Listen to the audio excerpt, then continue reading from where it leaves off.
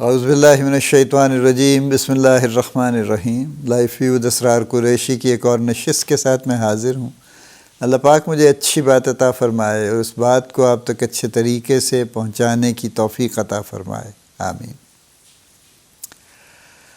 آج جو ٹاپک ہم لیتے ہیں وہ ہے measure your performance yourself. Performance measurement ہر جگہ ہے، کسی نہ کسی شکل میں ہے، کہیں صرف زبانی ہے، چونکہ ہمارے ہاں اور دنیا بھر میں ہر جگہ پہ مختلف آرگنائزیشن ایوولوشن کی مختلف سٹیجز پہ ہیں، یعنی کہیں بالکل ہی زبانی حساب چل رہا ہے اور کہیں پہ ہائیسٹ لیول کی جناب جو ڈیجیٹائزیشن ہے وہ ہو چکی ہے۔ یہ سب شیڈز ہیں جو چل رہے ہیں، پاکستان میں بھی چل رہے ہیں۔ یعنی یہاں بھی دیکھیں نا، کمپیوٹر لگا لینے سے کوئی کمپنی ڈیجیٹائز نہیں ہوتی، وہ صرف اپنا کلیریکل کام کسی اور چیز پہ کرنے کی بجائے، رجسٹر پہ کرنے کی بجائے یا ٹائپ رائٹر سے ٹائپ کرنے کی بجائے وہ بیسکلی اس کو کمپیوٹر پہ کرنے لگ جاتے ہیں۔ یہ ڈیجیٹائزیشن نہیں ہے، ٹھیک ہے؟ اس لیے کہ نہ اس کام کی نوعیت میں کوئی تبدیلی آئی، نہ اس کام کے بلک میں کوئی تبدیلی آئی ہے، نہ اس کام کے طریقہ کار میں کوئی تبدیلی آئی ہے۔ اسی طرح سب کچھ ٹک ٹک لکھا جائے گا جیسے ٹائپ رائٹر پہ لکھا جاتا تھا، اور اسی طرح سے پرنٹ ہوگا اور سائن ہوگا اور بھیجا جائے گا۔ تو یہ تو ڈیجیٹائزیشن نہیں ہے۔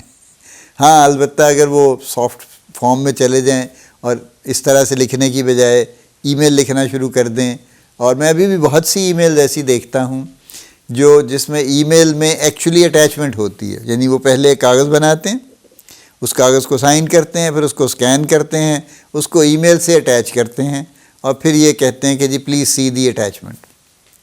یعنی وہ ڈائریکٹ وہ کانٹینٹ جو کہ انہوں نے وہ کاغذ بنا کے پرنٹ کر کے وہ ساری زحمت فرمائی، اسی کو ڈائریکٹ ای میل میں لکھ دیں تو یہ ڈیجیٹائزیشن ہو جائے گی نا۔ پھر ابھی تو نہیں ہو رہی، ابھی تو وہ بالکل میں نے جیسے کہا نا، اس کو انہوں نے اسی کو ساری کارروائی وہی کی جو بغیر کمپیوٹر کے کرتے، اور صرف اس کو جوڑ کے ای میل بھیج دی ہے انہوں نے۔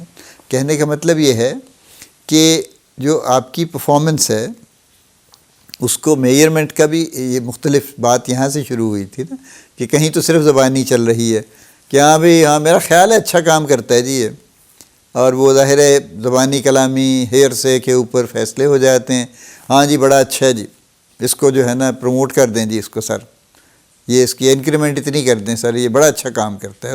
اس بڑے اچھے کام کی کوئی ڈیفینیشن نہیں ہے، کوئی ایویڈنس نہیں ہے اس کی، یعنی کوئی اس نے کوانٹیفائی نہیں کیا، ڈیفائن نہیں کیا کہ کیا اچھا ہے، بس کہہ دیا، امپریشن ہے ان کا، اور چونکہ وہ بڑے صاحب ہیں تو ان کا امپریشن کافی ہے، اور جو ان سے بھی بڑے صاحب ہیں ان کا بھی ایک امپریشن ہے، وہ اس سے بھی بڑا ہے، ٹھیک ہے؟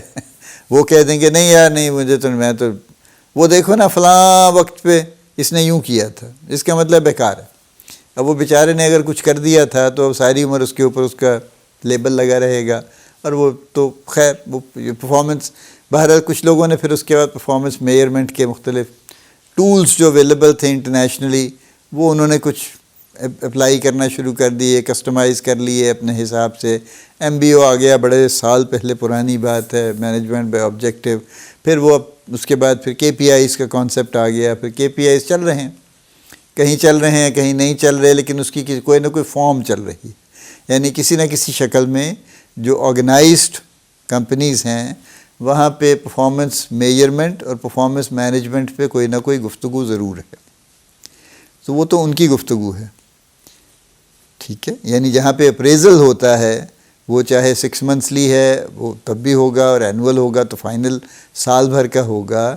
اس میں جو امپلائی اکثر بیٹھتے ہیں، اپریزی جو ہیں جن کو اپریز کیا جا رہا ہے، وہ اکثر بلینک ہوتے ہیں اس بارے میں کہ انہوں نے کیا کیا ہے، اور ان کا باس جو ہے اس کی ذمہ داری ہے کہ وہ انہیں گن گن کے بتائے کہ آپ نے یہ کیا ہے، یہ کیا ہے، یہ کام آپ نے اچھا کیا ہے، یہ کام اچھا نہیں کیا، اور وہ اس کے بعد ان کے پاس اپنا کوئی ڈیفنس بھی نہیں ہوتا، اس لیے کہ انہوں نے خود تو میئر نہیں کیا۔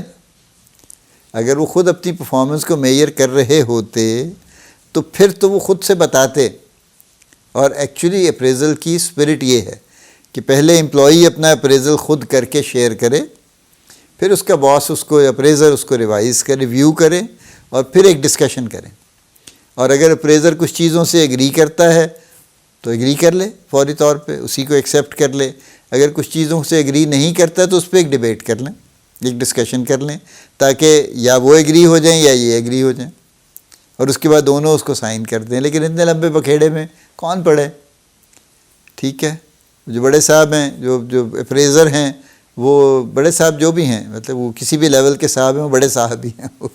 ٹھیک ہے، وہ اپریزر جو ہیں وہ اپنی مرضی سے خود ہی بنا کے بیٹھ جاتے ہیں کہ بھی میری رائے یہ ہے، اور یہاں تک بھی ہے وہ کہتے ہیں بلینک پہ سائن کر دو اور ٹرسٹ بھی میں ٹھیک ہی کروں گا اپریز تمہیں.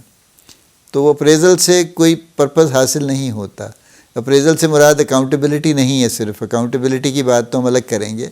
اپریزل سے مراد یہ ہے کہ آپ اس کی پرفارمنس کو میئر کر کے مینیج کر رہے ہیں تاکہ جن ایریاز میں کہیں کوئی کمی ہے وہ پوائنٹ آؤٹ ہو جائیں، اور وہ پوائنٹ آؤٹ ہو کے ان کا کوئی پلان بن جائے کہ ان پہ کیا کرنا ہے. اب تو اگر یہ نہیں ہو رہا تو performance appraisal is just a شام.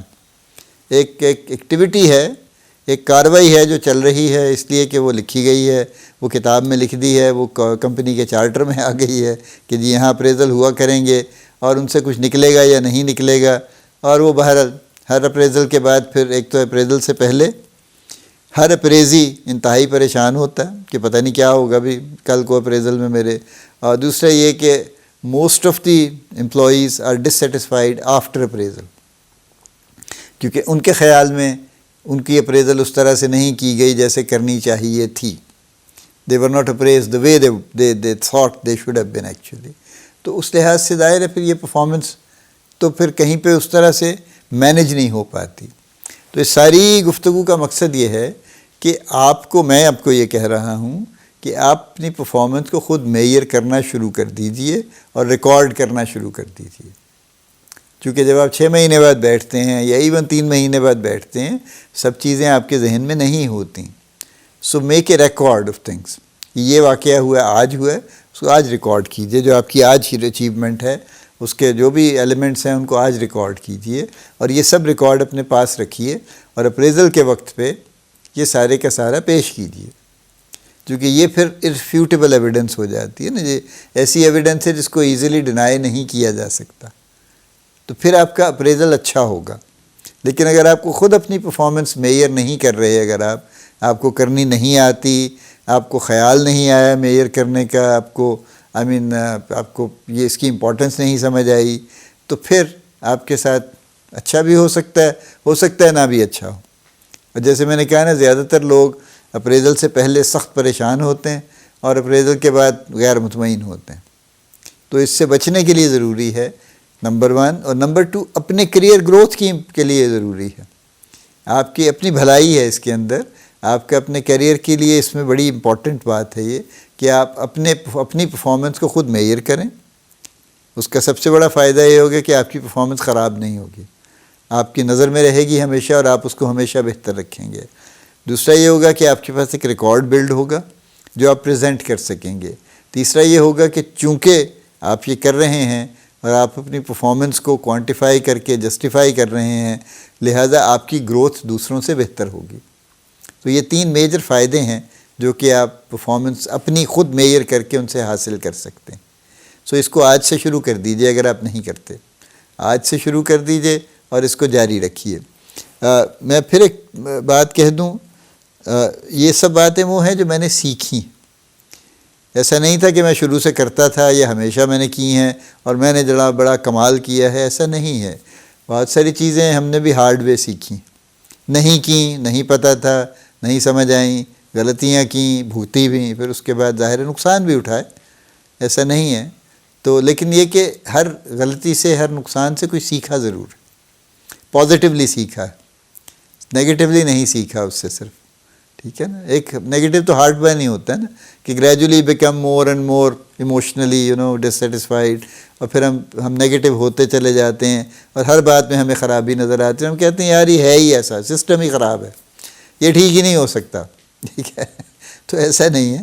سسٹم تو جو بھی ہے وہ ہے، ساری دنیا میں ایسا ہی ہے.